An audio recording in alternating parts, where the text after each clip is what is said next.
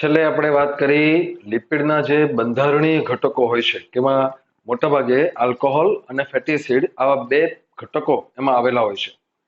તો આલ્કોહોલ અને જે ફેટી એસિડ એમાં જોડાયેલા હોય છે એ કયા પ્રકારના છે, કયા કયા પ્રકારના આલ્કોહોલ છે, કેવા પ્રકારના ફેટી એસિડ છે, એના આધારે આપણે લિપિડના કેટલાક પ્રકારો અહીંયા તારવવાના છે. તો અહીંયા આપણે વાત કરવા જઈ રહ્યા છીએ લિપિડના પ્રકારો વિશે. સ્ટેપ બાય સ્ટેપ આપણે બધું સમજીએ. તો લિપિડના જે પ્રકારો છે એમાં સૌથી પહેલો પ્રકાર આપણે જોશું સાદા લિપિડ. સાદા લિપિડ, સિમ્પલ લિપિડ્સ. શું લખી શકાય એના માટે? સિમ્પલ લિપિડ માટે આપણે શું કહેશું? તો આપણે જે બંધારણીય ઘટકો લિપિડના જોયા છે એના આધારે વાત કરવાની છે કે સાદા લિપિડ એટલે મુખ્યત્વે એવા લિપિડ કે જે આલ્કોહોલ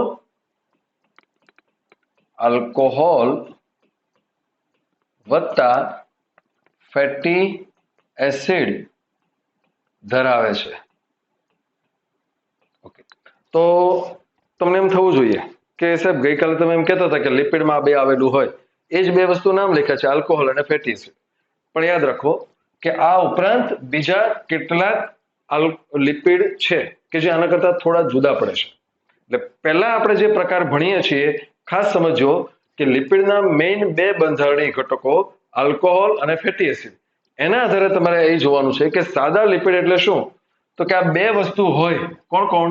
આલ્કોહોલ, ફેટી એસિડ. આમાંથી કંઈ ઘટે પણ નહીં અને એની કરતા વધારે પણ કંઈ ન હોય, તો એવા લિપિડ એને આપણે સાદા લિપિડ કહેશું. હા, એમાં થોડા અપવાદો છે.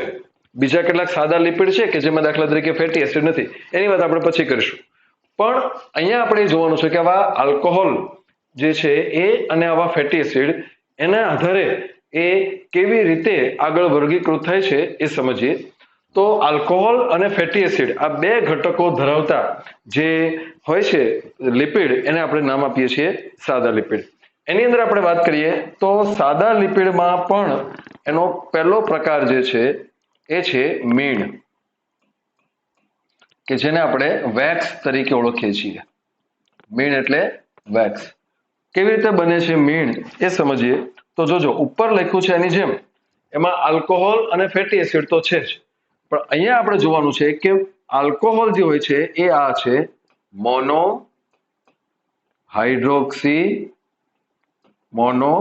Hydroxy alcohol.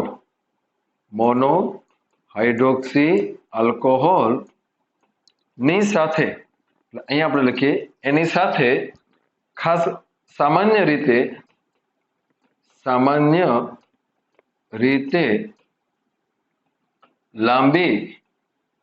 લાંબી શૃંખલા વાળા ફેટી એસિડ જોડાય છે. મેઇન વાત આ છે. મીણ ક્યારે બને? તો એનો જવાબ એ છે કે મોનોહાઇડ્રોક્સી આલ્કોહોલ ની સાથે સામાન્ય રીતે એવી લાંબી શૃંખલાવાળા જ્યારે ફેટી એસિડ જોડાય છે ત્યારે મીણની રચના થતી હોય છે. એને રાસાયણિક રીતે સમજવા માટે એનું એક્ઝામ્પલ લઈએ. દાખલા તરીકે એક મોનોહાઇડ્રોક્સી આલ્કોહોલ આપણે બતાવીએ, એનું આગળનું બંધારણ નથી જોતા, આપણને ખાલી એટલી ખબર છે કે XOH આમ છે. એક્સ તરીકે ગમે તે પદાર્થ હોઈ શકે, આપણે એના એક્ઝામ્પલમાં પડવાની જરૂર નથી, પણ એની સાથે એક OH સમૂહ હોય એટલે તમને ખ્યાલ છે કે શું હોવું જોઈએ? મોનોહાઇડ્રોક્સી આલ્કોહોલ. વત્તા એની સાથે ગઈકાલે તમે બધું ભણી ચૂક્યા છો ફેટી એસિડ કેવી રીતે બને. તો ફેટી એસિડમાં શું હોય છે? એક કાર્બોક્સિલ સમૂહ અને એની સાથે હાઇડ્રોકાર્બન શૃંખલા. તો અહીંયા આપણે બતાવીએ વત્તા આ છે સી, અહીંયા આ OH, અહીંયા ડબલ બોન્ડ O. આ શું થઈ ગયું? Carboxylic acid. અને એની સાથે આ આર હોય ને એ સામાન્ય રીતે હાઇડ્રોકાર્બન શૃંખલા બતાવે છે. ખાસ યાદ રાખજો, આપણે આગળ પણ એનો ઉપયોગ કરશું. અહીંયા હું લખતો નથી CH4 આ બધું જે આવશે છે CH2 ગઈકાલે તમે બધું ભણ્યા છો, પણ આખી લાંબી હારમાળા જે આપણે બતાવી હતી એ આખી હારમાળા દોરવાને બદલે હું અહીંયા શું દોરું છું? માત્ર આર દોરું છું. તો આવી રીતે જ્યારે એકબીજાની નજીક આવે છે. હવે જોજો કે આગળ ઉપર જ્યારે આપણે શર્કરાઓ વિશે ભણતા હતા ત્યારે પણ એમાં આ રીતની કન્ડિશન આવી હતી કે બે OH બાજુ બાજુમાં આવે છે. તો અહીંયા પણ એ જ રીતે થશે કે આ બંનેમાં તમે જુઓ કે આ આલ્કોહોલનો OH અને કાર્બોક્સિલિક એસિડનો OH બાજુ બાજુમાં છે. તો એમાંથી આટલો ઘટક આ દૂર થઈ જાય અને એ બની જાય છે H2O. પાણી છૂટું પડશે તો અહીંયા શું વધ્યું તો કે અહીંથી O નીકળી ગયો એટલે અહીંયા એક જગ્યા ખાલી પડશે. આ આખો OH જતો રહ્યો એટલે કાર્બન ઉપર ખાલી જગ્યા પડે. તો અહીંયાથી જે ઘટક બન્યો એનું હું સાઈડમાં અહીંયા લખું છું. તો શું બનશે એ જોજો. તો આ X જેમ હતો એમ નામ છે આ X. એની સાથે જોડાયેલો છે O. આ O થઈ ગયું.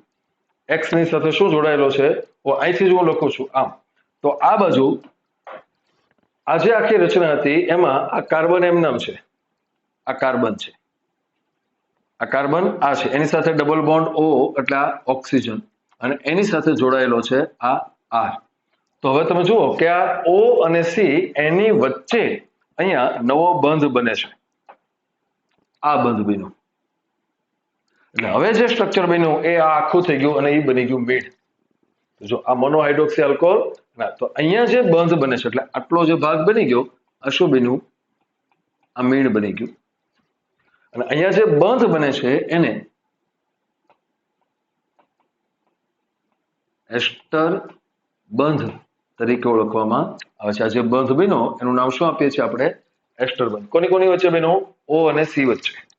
એટલે O અને C એટલે કોના તો કે મોનોહાઇડ્રોક્સી આલ્કોહોલનો હાઇડ્રોક્સિલ સમૂહ અને કાર્બોક્સિલ સમૂહનો OH આ બેની વચ્ચેથી પાણી દૂર થયું અને આ ઘટના બની. તો પહેલાની જેમ જ અહીંયા પણ તમારે લખવું પડે કે આ ઘટના એ નિર્જલીકરણ તરીકે ઓળખાય. નિર્જલીકરણની પ્રક્રિયા દ્વારા આવી રીતે મીડની રચના થતી હોય છે. તો સાદા લિપિડનો સૌથી પહેલો પ્રકાર એ આ છે મીડ છે. નેક્સ્ટ આપણે જઈએ તો બીજો જે પ્રકાર આપણને જોવા મળે છે સાદા લિપિડનો બીજો પ્રકાર એ છે ટ્રાયગ્લિસરાઇડ. ટ્રાયગ્લિસરાઇડ કેવી રીતે બને એ જોઈએ આપણે. તો ટ્રાયગ્લિસરાઇડ ની જે રચના છે એમાં શું હોય તો એ છે કે એમાં આવેલો હોય છે ટ્રાયહાઇડ્રોક્સી આલ્કોહોલ વત્તા ફેટી એસિડ ની 3 શૃંખલાઓ આની રચના છે. જોજો હવે ટ્રાયહાઇડ્રોક્સી આલ્કોહોલ વત્તા ફેટી એસિડની 3 શૃંખલાઓ. અહીંયા નીટનો આ પ્રશ્ન છે. ગયા કે એની પહેલાના વર્ષે આ જ પ્રશ્ન આમાંથી હતો. ઓપ્શન કેવા હતા પ્રશ્ન શું હતો એ પહેલા સમજો. પ્રશ્ન આવો હતો કે ટ્રાયગ્લિસરાઇડની રચનામાં શું હોય. ઓપ્શન પહેલો ટ્રાયહાઇડ્રોક્સી આલ્કોહોલનો એક અણુ. આવું નહોતું લખ્યું ટ્રાયહાઇડ્રોક્સી એમ લખ્યું હતું આલ્કોહોલનો એક અણુ છે. તો આલ્કોહોલ જ તે એટલે શું લખ્યું હતું આલ્કોહોલનો એક અણુ અને ફેટી એસિડનો એક અણુ. આ પહેલો ઓપ્શન. બીજો ઓપ્શન હતો આલ્કોહોલનો એક અણુ અને ફેટી એસિડને 3 અણુ. તો એ જવાબ સાચો પડે. આલ્કોહોલનો 1 અને ફેટી એસિડ 3. ત્રીજો ઓપ્શન કેવો હતો આલ્કોહોલના 3 અને ફેટી એસિડના 3. અને ચોથો ઓપ્શન શું હતો આલ્કોહોલના 3 અને ફેટી એસિડની 1. ટૂંકમાં અહીંયા તમારે જે મેઇન યાદ રાખવાનું છે એ આ છે કે ટ્રાયગ્લિસરાઇડની રચના ત્યારે બને કે જ્યારે ટ્રાયહાઇડ્રોક્સી આલ્કોહોલ એની સાથે ફેટી એસિડની કેટલી શૃંખલાઓ જોડાય છે 3 શૃંખલાઓ. તો ટ્રાયહાઇડ્રોક્સી આલ્કોહોલ તરીકે તમે ગઈકાલે ભણ્યા એ છે ગ્લિસરોલ. તો અહીંયા એનું નિર્માણ કેવી રીતે થાય એ પહેલા આપણે સમજી લઈએ. તો હું અહીંયા બતાવું છું ગ્લિસરોલ. આ કાર્બન એની સાથે આ બીજો કાર્બન અને એની સાથે આ ત્રીજો કાર્બન. અહીંયા છે H2 અહીંયા છે H અને અહીંયા છે H2. અહીંયા હોય છે OH આ પણ છે OH અને આ પણ છે OH. આમ થઈ ગયું એટલું. આ શું આ જે રચના મેં દોરી આ છે ગ્લિસરોલ. આ થઈ ગઈ વાત ગ્લિસરોલ વત્તા હવે જોજો અહીંયા મારે દોરવાની છે ફેટી એસિડની 3 શૃંખલાઓ. તો આ 3 શૃંખલાઓ કઈ છે એ સમજીએ આપણે. જોજો હવે આ C ડબલ બોન્ડ O અહીંયા OH અને અહીંયા R. આ થઈ ગયું. આ આર એટલે હાઇડ્રોકાર્બન શૃંખલા, મેં તમને હમણાં સમજાવ્યું. આ છે કાર્બોક્સિલિક એસિડ અને આર. ફરી વખત દોરું, આ સી ડબલ બોન્ડ ઓ, અહીંયા OH અને અહીંયા આર. સેમ વસ્તુ, આ સી ડબલ બોન્ડ ઓ, અહીંયા OH અને અહીંયા આર. જોજો હવે અહીંયા ફરક પડશે. એવું જરૂરી નથી કે આ આર અહીંયા લખ્યો છે બધા હરખા જ હોય, અલગ અલગ હોઈ શકે છે. હાઇડ્રોકાર્બન શૃંખલા ક્યાંક લાંબી હોય, ક્યાંક ટૂંકી હોય, ક્યાંક સંતૃપ્ત, ક્યાંક અસંતૃપ્ત, એવું પણ હોઈ શકે છે. અને એટલા માટે અહીંયા આપણે બતાવીએ R1, R2 અને R3. એટલે આ ગમે તેવી હોય, આ ગમે તેવી હોય, આ હોય, પણ છે આખી ફેટી એસિડ. એટલે આટલો carboxylic fatty acid, carboxylic hydrocarbon, carboxylic hydrocarbon, carboxylic hydrocarbon. તો અહીંયા તમે જુઓ છો કે ગ્લિસરોલ જે છે એના 3 OH ની બાજુમાં એક OH આવે છે. અત્યારે આ છૂટું છે, આટલો એક છે, આ 2 છે અને આ 3 છે, આ સળંગ છે. પણ હવે શું થશે એ સમજો તમે કે અહીંયાથી આટલો ભાગ દૂર થશે, આમ અહીંયાથી આ ભાગ દૂર થશે, અહીંયાથી આ દૂર થશે. પરિણામ શું આવશે એ અહીંયા આપણે બતાવીએ. તો આ આખું જ્યારે જોડાઈ જશે ત્યારે એની પરિસ્થિતિ આવી હશે કે આ સી એની સાથે આ બીજો સી, અહીંયા ત્રીજો સી, અહીંયા જે H2 હતો એ તો છે જ, આ H પણ છે, અહીંયા H2 છે, આની સાથે O, અહીંયા પણ O અને અહીંયા પણ O. જોજો આટલું જે હતું એ મેં લખી નાખ્યું. હવે હું બાકી રહ્યું આ ભાગ, એટલે એ ભાગ અહીંયા બતાવીએ આપણે. તો આ છે સી, એની સાથે ડબલ બોન્ડ O અને અહીંયા છે R1, અહીંયા છે સી, આ ડબલ બોન્ડ O અને એની સાથે છે R1, આ છે સી, અહીંયા ડબલ બોન્ડ O અને અહીંયા છે R3. આપણે અહીંયા R1 ની બદલે લખીએ R2, જે પહેલા લખેલું છે. પણ હવે તમે જુઓ કે આ 3 જગ્યાએ નવા બંધ બન્યા છે. 1, 2, 3. આ આખું સ્ટ્રક્ચર હવે ટ્રાઇગ્લિસરાઇડ બની ગયું. પણ આ 3 જગ્યાએથી પાણી મુક્ત થયું છે, એટલે વત્તા 3H2O. તો તમે જુઓ કે અહીંયા 3 એસ્ટર બંધ બન્યા. આ 3 બંધ જે છે એ એસ્ટર બંધ છે. તો આના માટે જે તમારે લખવું પડે ને, તમે આમ લખી શકો કે ફેટી એસિડ એ કોણ? Fatty acid. આ ફેટી એસિડ એ આલ્કોહોલ સાથે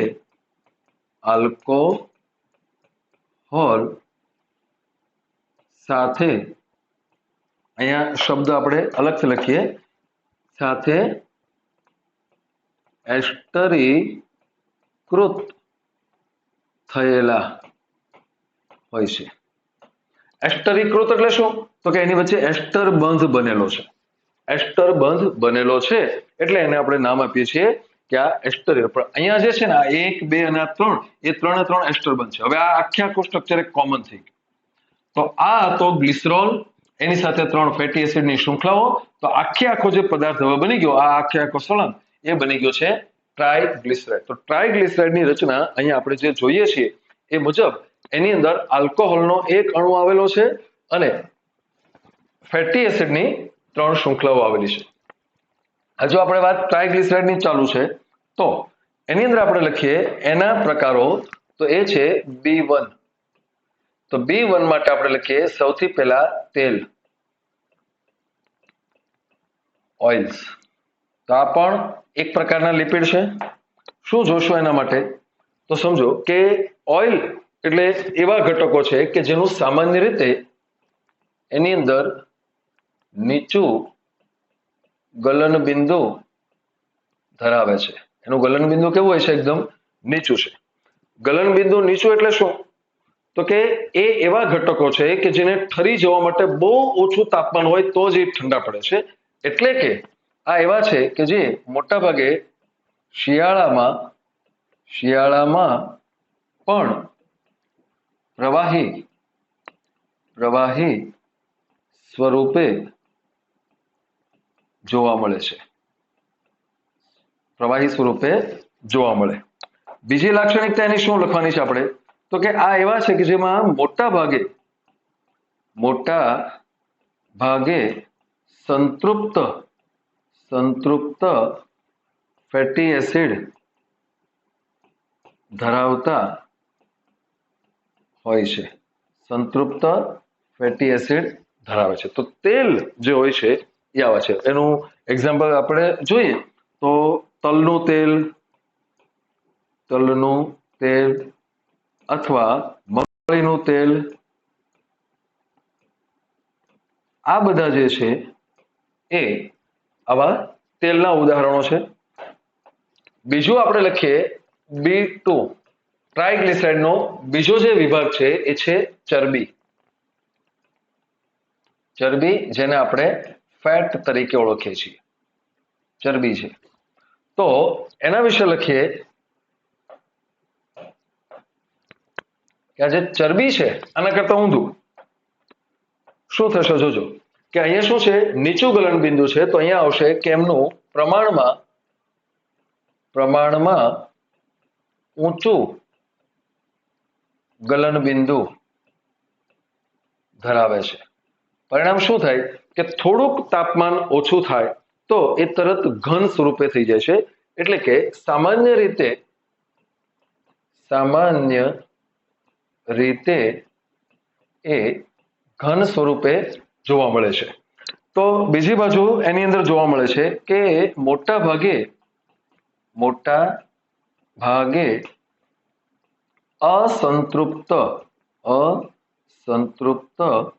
ફેટી એસિડ ધરાવતા હોય છે. તો એના માટે આપણે લખી શકીએ, એના જે એક્ઝામ્પલ છે કે ભાઈ વનસ્પતિનું ઘી અથવા પ્રાણીજ ચરબી, આ બધા જે એક્ઝામ્પલ છે એ સામાન્ય રીતે આપણને ચરબીના જોવા મળે છે. તો આ બંને પ્રકારો એ તેલ અને ચરબી એ ટ્રાઇગ્લિસરાઇડના પ્રકારો છે. ઓકે, આપણી બુક પ્રમાણે જોઈએ તો હજી એની અંદર બીજા કેટલાક ઘટકો જોવા મળે છે, એની ચર્ચા પણ આપણે સાથે સાથે કરીએ. તો ટ્રાઇગ્લિસરાઇડ તમે ભણી લીધું. હવે આપણે વાત કરીએ છીએ મોનોગ્લિસરાઇડ.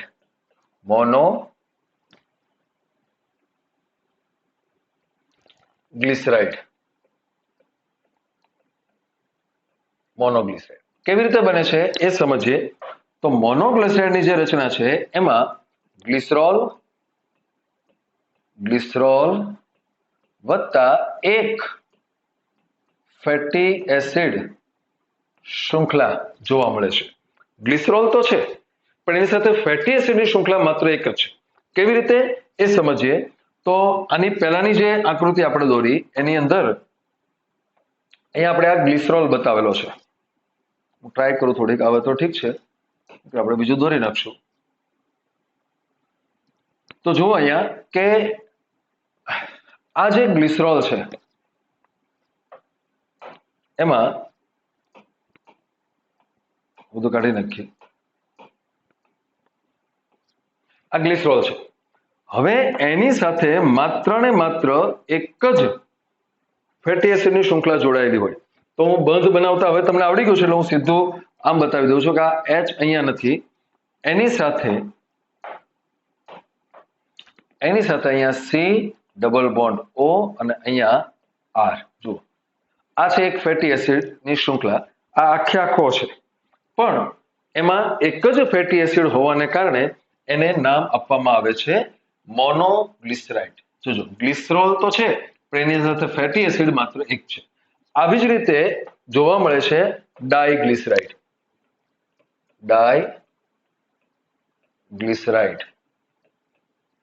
ઓકે, તો ડાયગ્લિસરાઇડ માટે હવે તમે સમજી ગયા હશો કે એની અંદર શું આવેલું હોય છે. તો કે એમાં જોવા મળે છે ગ્લિસરોલ વત્તા ફેટી એસિડની બે શૃંખલા. કેટલી શૃંખલા હોય છે એમાં? બે છે. ડાયગ્લિસરાઇડ છે. તો અહીંયા એક ફેટી એસિડ હતું, અહીંયા કેટલી છે? બે છે. તો એના માટે આપણે બતાવીએ કે આ જે રચના છે ગ્લિસરોલની એ લઈ લઈએ. આ છે ગ્લિસરોલ. તો એ ગ્લિસરોલની સાથે તમે જ્યારે બે ફેટી એસિડની શૃંખલાઓ બતાવશો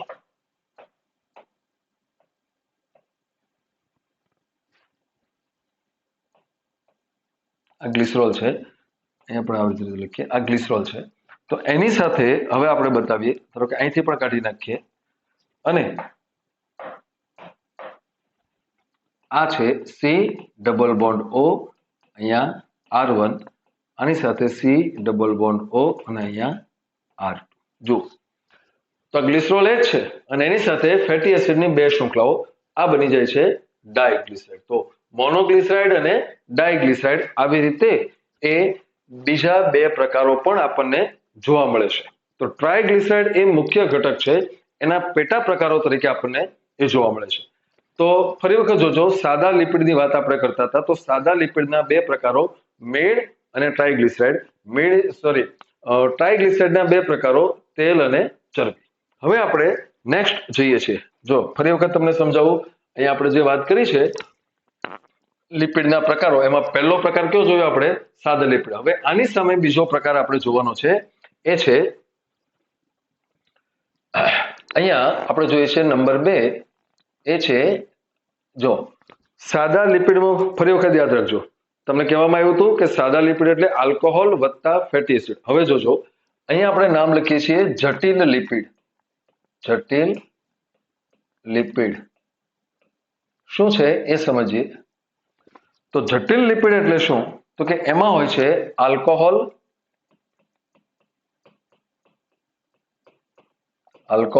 વત્તા ફેટી એસિડ વત્તા અન્ય ઘટક. આ અન્ય ઘટક એવો હોય છે કે જે મોટા ભાગે બિન લિપિડ છે. બિન લિપિડ એટલે શું તમને ખ્યાલ હોવો જોઈએ.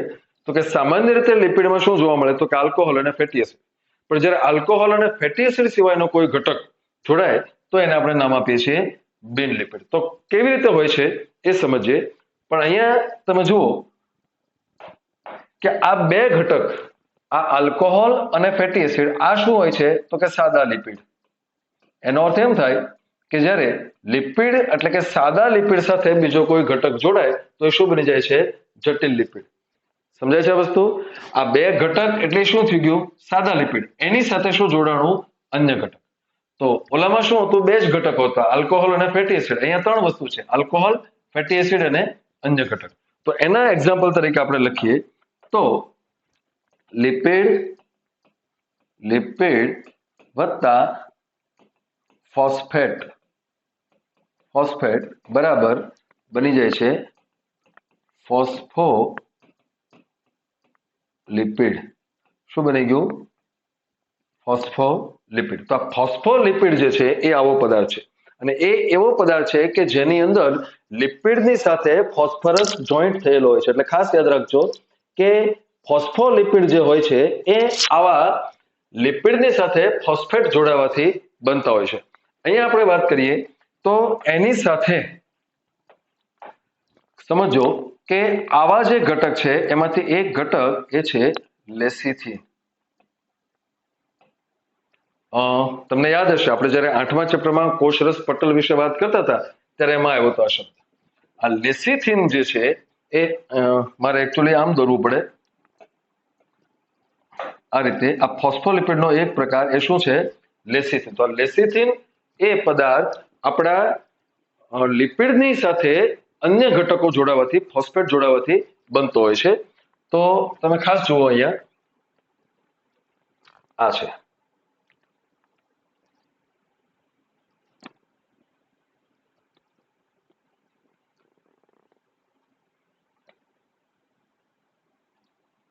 જો આ જે લેસિથિન છે, આપણી બુકમાં એની આકૃતિ પણ આપેલી જ છે. તો એની અંદર તમને જોવા મળશે કે આખા ઘટકમાં જો આ ટ્રાયગ્લિસરાઇડનો આ આલ્કોહોલનો ભાગ છે, ગ્લિસરોલ છે, એની સાથે આ એક, આ બે અને આ ત્રીજી શૃંખલા છે.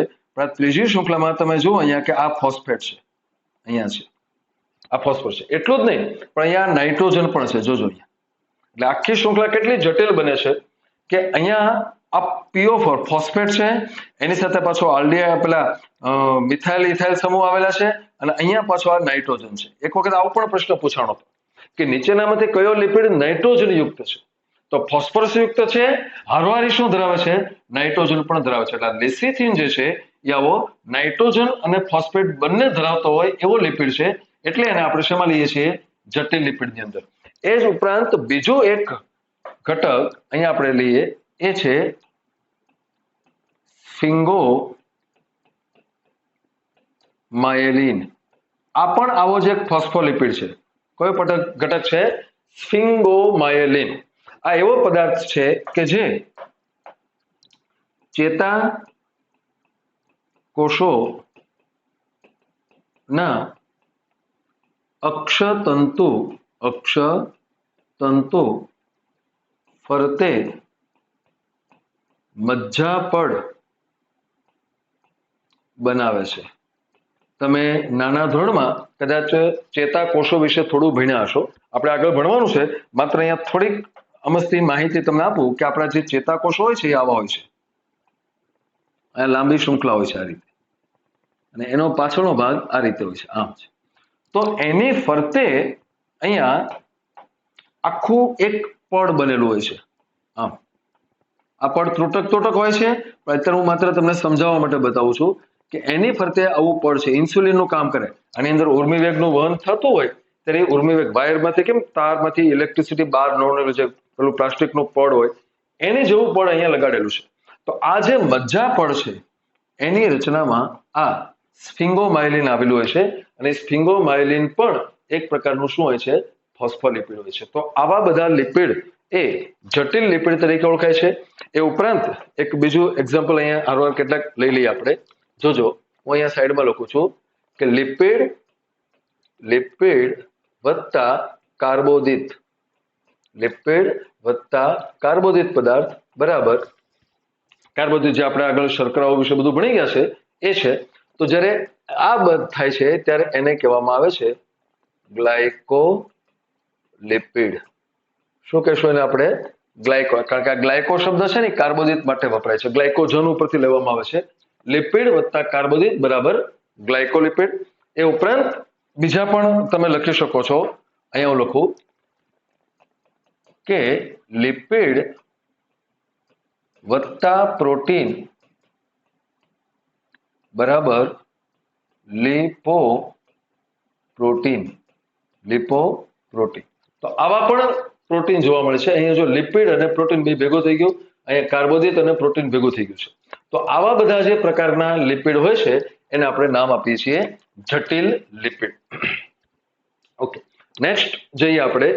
તો લિપિડનો જે ત્રીજો પ્રકાર છે એ છે સ્ટીરોઇડ્સ. શું નામ છે એનું? સ્ટીરોઇડ્સ. ઓકે, તો સ્ટીરોઇડ્સ ઉપર આપણે ચર્ચા કરીએ. જો ફરી વખત તો તમને યાદ કરું, સાદા લિપિડ એટલે આલ્કોહોલ અને ફેટી એસિડ બે જ ધરાવે, બે સિવાય કાંઈ નહીં. જટિલ લિપિડ એટલે આલ્કોહોલ ધરાવે, ફેટી એસિડ ધરાવે, વત્તા બીજું કંઈક ધરાવે છે, વધારાનું ઘટક. અને સ્ટીરોઇડ એટલે શું?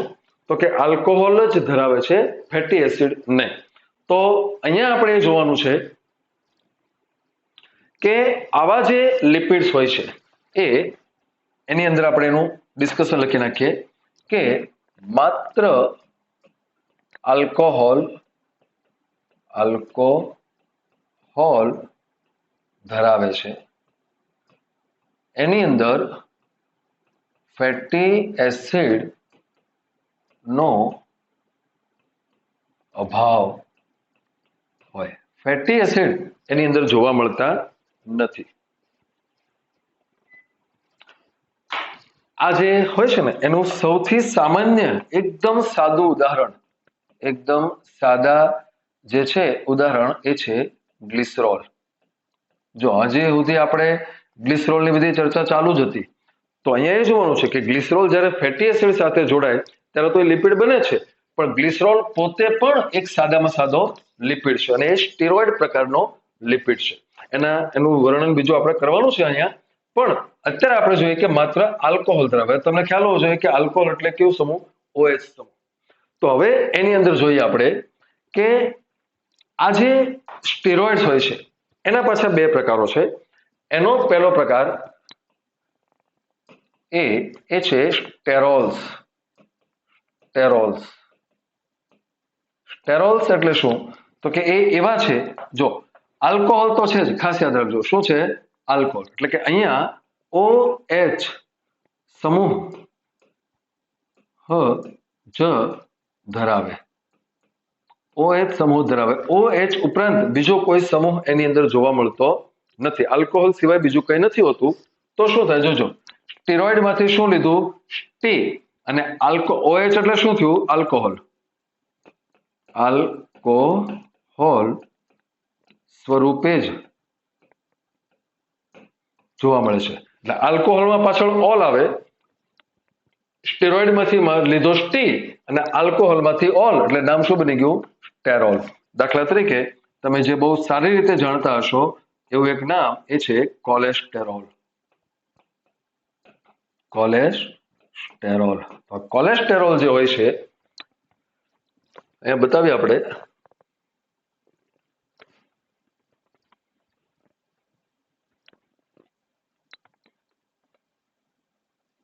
જુઓ આ કોલેસ્ટેરોલ છે. તો એની અંદર આ OH સમૂહ જે છે આ જ એક છે, બાકીનો આખો જે ભાગ છે એ આલ્કોહોલની એની સાથે જોડાયેલી શૃંખલા છે.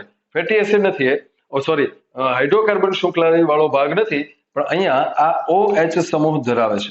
અહીંયા શું આવેલું છે, આ OH સમૂહ આલ્કોહોલિક સમૂહ આવેલો છે. તો એ કોલેસ્ટેરોલ એ આ પ્રકારનો સ્ટેરોલ પ્રકારનો એક લિપિડ છે. બીજો આપણે વાત કરીએ, એનો બીજો જે પ્રકાર છે એ છે સ્ટેરોન.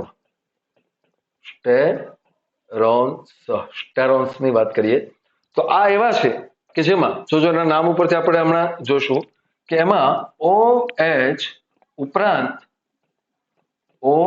ઉપરાંત C ડબલ બોન્ડ O એટલે કે કીટોન સમૂહ આવેલો હોય છે. કીટોન અથવા ક્યારેક કાર્બોક્સિલિક પણ હોય છે. OH ઉપરાંત CO એટલે કે કીટોન સમૂહ પણ હાજર હોય છે. તો હવે અહીંયા શું થયું, આ કીટોન તમને ક્રિયાશીલ સમૂહોની સક્રિયતા શ્રેણી વિશે ખબર હશે કે જ્યારે એક સમૂહ ઉપરાંત બીજો સમૂહ હાજર હોય ત્યારે કોણ વધુ સક્રિય છે એવા ગુણધર્મો હોય. માત્ર OH હોય તે આલ્કોહોલ સ્વરૂપે હોય, પરંતુ હવે હું હાજર છે અહીંયા કીટોન, તો કીટોન હાજર છે એટલે આના સમૂહોનો જ આના ગુણધર્મો ન જોવો. કોના OH છે ખરો પણ એનો ગુણધર્મો નહીં જોવા મળે. ગુણધર્મો કોના હશે એમાં કીટોનના. તો અહીંયા સ્ટેરોઇડ્સ માંથી લીધો સ્ટે અને કીટોનમાં પાછળ ઓન આવે, ભેગું થઈને નામ શું બની ગયું સ્ટેરોન. સ્ટેરોનમાં પાછળ ઓન આવે છે એ કોનો છે કીટોનનો છે. તો આવા જે એક્ઝામ્પલ છે, તો મોટા ભાગના તમે જુઓ પ્રાણી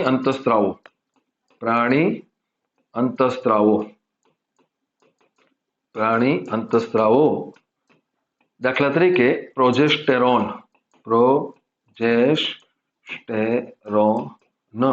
અથવા ટેસ્ટોસ્ટેરોન આ બધા જે છે એ સ્ટેરોઇડ પ્રકારના અંતઃસ્ત્રાવો તરીકે એ આપણને જોવા મળે છે. પણ એ એવા છે કે જેમાં ફેટી એસિડની કોઈ શૃંખલાઓ એમાં જોવા મળતી નથી. તો 3 વિભાગો જે આપણે જોવાના હતા એ આ થઈ ગયા છે, સાદા લિપિડ, ત્યારબાદ જટિલ લિપિડ અને ત્રીજો વિભાગ છે સ્ટેરોઇડ્સનો.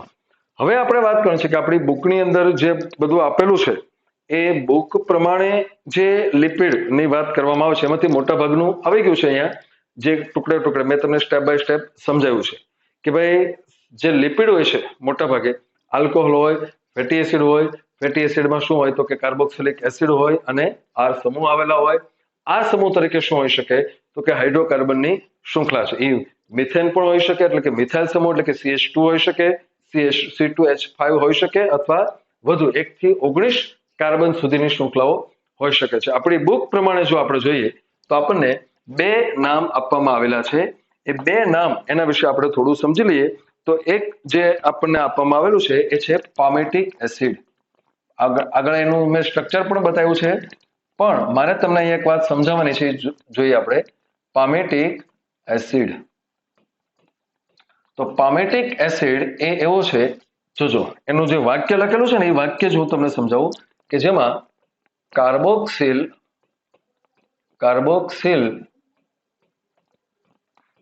સાથે 16 કાર્બન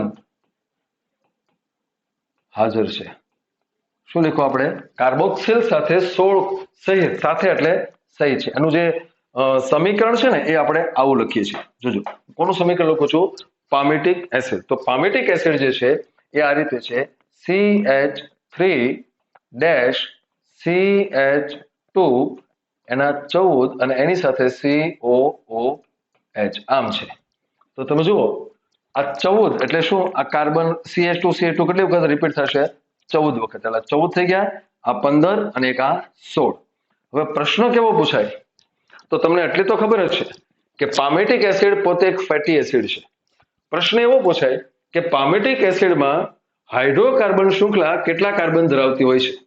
એટલે આપણા મગજમાં શું હોય તો કે આપણે વાંચતા હોઈએ છીએ, રિવિઝન કરતા હોઈએ છીએ, ઘણું બધું કરતા હોય એટલે સીધું શું હોય?